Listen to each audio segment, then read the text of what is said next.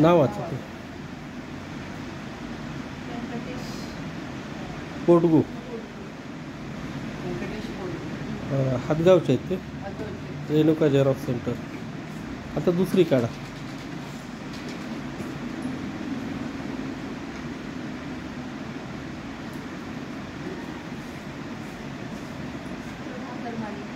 प्रभाकर माने.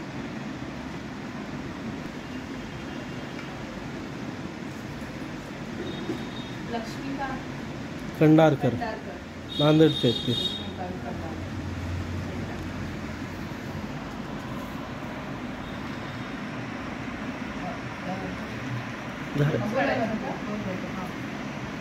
सर्वप्रथम सर आणि ताईला ताईचे आभार मला याच्यासाठी बोलावले त्याबद्दल. आणि तसंच आपण म्हणतो आपल्याला 3 वस्तू खूप आवश्यक आहे, जसं जगण्यासाठी अन्न वस्त्र निवारा. त्या तसंच सर्वात महत्त्वाचं म्हणजे आपल्याला प्राणवायू ऑक्सिजन. त्याच्याशिवाय आपण अन्नाशिवाय तरी आपण काही दिवस राहू शकतो, पाण्याशिवाय काही तास राहू शकतो, पण ऑक्सिजनशिवाय आपण 5 मिनिट पण राहू शकत नाही. त्यासाठी आपल्याला ऑक्सिजन, आता एक कसं ग्लोबल वॉर्मिंगमुळे आपलं खूप प्रदूषण वाढलं किंवा आपल्याला ऑक्सिजनचं प्रमाण कमी झालं, त्यामुळे आपल्याला ऑक्सिजनचं प्रमाण वाढवण्यासाठी आपल्याला काहीतरी करावं लागते. तर काहीतरी करण्यासाठी आपण करू शकतो की आपण जास्त झाडं लावू शकतो. त्याद्वारे आपल्याला ऑक्सिजनचं प्रमाण आपण वाढवू शकतो. आपला प्राणवायू आपल्यासाठी आपण वाढवू शकतो. त्यासाठी आपण प्रत्येकाने वृक्षारोपण करायला पाहिजे असं मला वाटतं.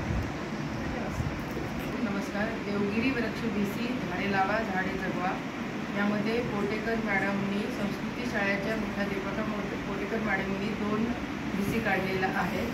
आम्ही त्यांचे आभारी आहोत. देवगिरी वृक्ष BC तर्फे तिलोरी सर आणि मी आणि सगळे सभासद जे आहेत BC त्यांनी ते पण आभारी आहेत, कारण मॅडम वेळातला वेळ काढून आमच्यासाठी आलेत आणि सगळे दादा ताई बहिणी पण आलेले आहेत, त्यांचे पण आम्ही आभारी आहोत.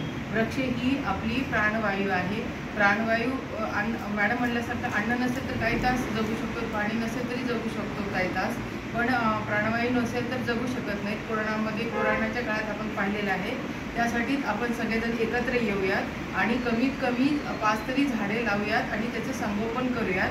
आपण सगळे देवगिरी वृक्ष BCमध्ये सामील व्हा आणि महिन्याला 50 रुपये भरा आणि नाहीतर वर्षाला 600 रुपये पण भरू शकता आणि इथे सभासद होऊ शकता. आणि तुम्हाला जर झाडं लावायचे म्हणजे त्याचं पालनपोषण करायचं नसेल तर चिलोरी सरांकडे हे पालनपोषण करायची जबाबदारी द्या. ते चांगले उत्तम प्रकारे करतात. जय हिंद, जय महाराष्ट्र.